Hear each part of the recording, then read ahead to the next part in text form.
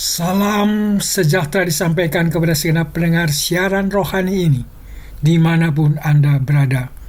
Kiranya Anda semua berada dalam keadaan sehat dan dalam pemeliharaan Tuhan senantiasa. Renungan kali ini mengangkat tema apa yang membelenggu Anda. Bacaan terambil dari Markus pasal 5 ayat 1 sampai dengan 20. Saudara-saudara yang kekasih dalam Kristus, pernahkah Anda merasa terjebak dalam hidup Anda sendiri? Seperti ada kekuatan yang mengendalikan Anda, membuat Anda melakukan hal-hal yang sebenarnya tidak Anda inginkan. Mungkin itu kecanduan yang tak bisa Anda lepaskan, atau trauma masa lalu yang terus menghantui, atau ketakutan yang melumpuhkan setiap langkah Anda. Dalam bacaan Markus 5 ayat 1 sampai 20, kita bertemu dengan seorang pria yang hidupnya benar-benar dibelenggu. Dia hidup di pekuburan, menyakiti dirinya sendiri dengan batu, berteriak siang malam. Tidak ada yang bisa menolongnya. Bahkan rantai besi pun tidak mampu menahan kekuatan yang menguasainya. Tapi kisah ini tidak berakhir di sana. Kisah ini adalah tentang pembebasan yang sempurna, tentang perjumpaan dengan Yesus. Yesus yang mengubah segalanya. Ketika Yesus bertanya, "Siapa namamu?" Jawaban yang keluar bukan dari pria itu sendiri, melainkan dari roh-roh yang menguasainya, dan menjawab, "Legion, karena kami banyak." Betapa menyedihkannya pria ini, bahkan telah kehilangan identitasnya sendiri. Dia tidak lagi dikenal sebagai anak dari ayahnya atau warga dari kotanya, tetapi sebagai orang yang kerasukan.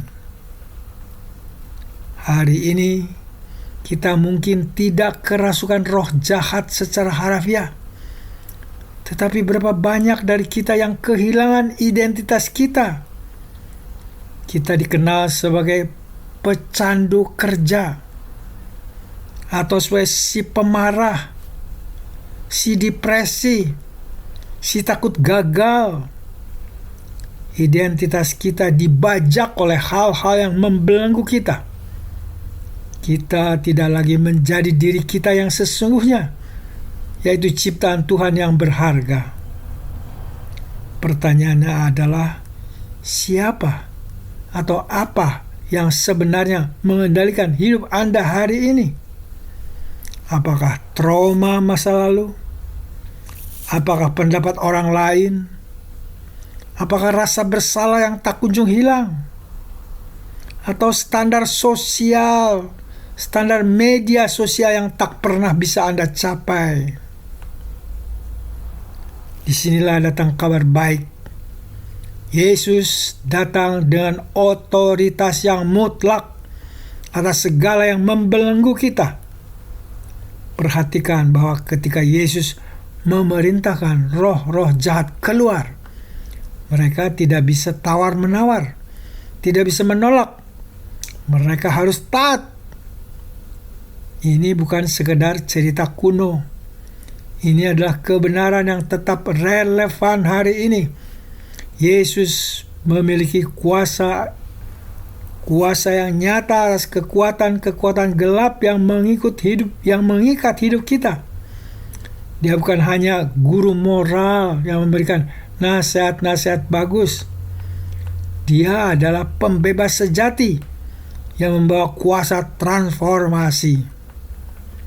Dalam konteks kita hari ini berarti bahwa tidak ada kecanduan yang terlalu kuat, tidak ada trauma yang terlalu dalam, tidak ada ketakutan yang terlalu besar bagi Yesus. Dia datang bukan untuk menghakimi Anda, tetapi untuk membebaskan Anda. Dia melihat Anda bukan sebagai orang bermasalah, tetapi sebagai anaknya yang membutuhkan pembebasan. Yang indah dari kisah ini adalah hasil akhirnya. Ketika orang-orang datang mencari Yesus, mereka menemukan pria yang dulunya kerasukan itu sekarang duduk berpakaian dan waras. 3 hal sederhana yang sangat berarti. Duduk, dia menemukan kedamaian, tidak lagi gelisah, tidak lagi menyakiti diri. Ia berpakaian, dia mendapatkan kembali martabatnya sebagai manusia. Dia waras, pikirannya dipulihkan, dia bisa berpikir jernih lagi. Inilah pembebasan yang holistik yang Yesus tawarkan. Bukan hanya pembebasan spiritual, tetapi pemulihan seluruh hidup Anda. Pikiran, emosi, hubungan, bahkan kehidupan sosial Anda. Yesus tidak hanya mau membebaskan Anda dari dosa, tetapi juga memulihkan seluruh kemanusiaan Anda yang terluka. Mungkin saat ini Anda sedang berjuang dengan sesuatu yang terasa tidak mungkin dilepaskan. Mungkin Anda sudah mencoba berbagai cara, terapi, konseling, self-help book, motivasi diri, dan semuanya membantu, tetapi ada sesuatu yang masih mengikat Anda di tempat yang sama. Kisah dalam Markus 5 ini adalah undangan pribadi bagi Anda. Datanglah kepada Yesus, bukan dengan pura-pura baik saja, bukan dengan berpikir Anda harus memperbaiki diri dulu. Datanglah apa adanya, dengan semua kekacauan, dengan semua ketakutan, dengan semua kecanduan, dengan luka-luka Anda. Yesus tidak takut dengan masa lalu Anda.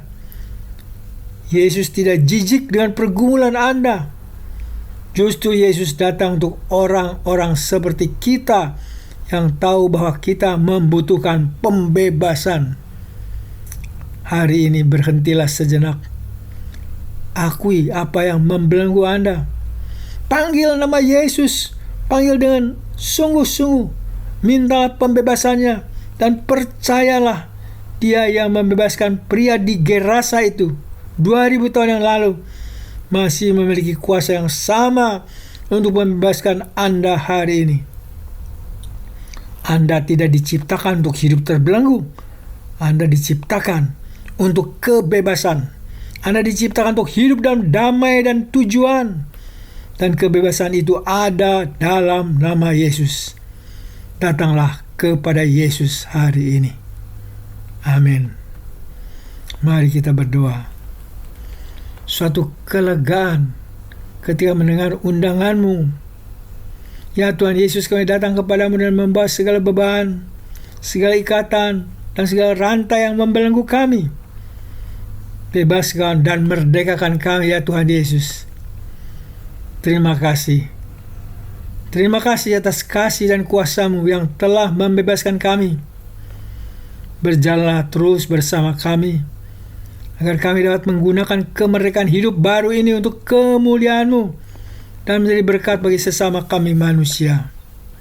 Dalam nama-Mu kami berdoa, yaitu Tuhan Yesus Kristus. Amin.